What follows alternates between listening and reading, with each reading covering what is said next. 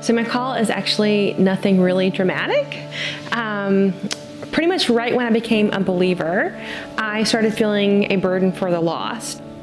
The more that I reflected on the call from Scripture to evangelize, and the more that I reflected on the stories that I was hearing about people around the world who didn't have access to hearing the gospel, and the more that I looked at my own situation, I realized that I was in a place where I could pick up and go.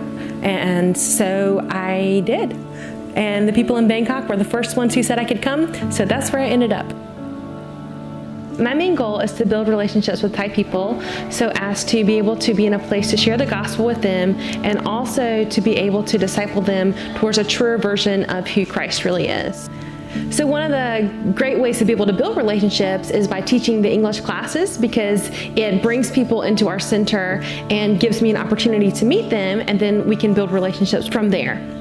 And in addition, I'm in language school, so I'm studying the Thai language so that hopefully I'll be able to talk with them on a deeper level in their heart language, and eventually share the gospel with them and disciple them in their heart language as well. I would say the biggest struggle that I've had by far would be moving away from something that I loved so much. I loved my life in Charleston. Like, I loved East Cooper, and I loved teaching at PCA and the students, and it was just such a wonderful time of life when I was there.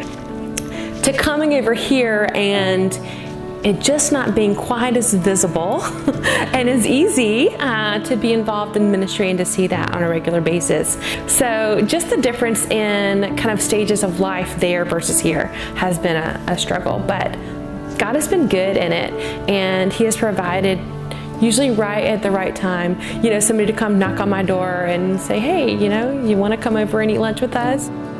So one thing that kind of keeps me going here is realizing that whenever I'm having a hard day because I don't have access to a church, or I don't have access to a community of believers in the same way that I did back in the States, I realize that's why I'm here, is because the people here don't have that.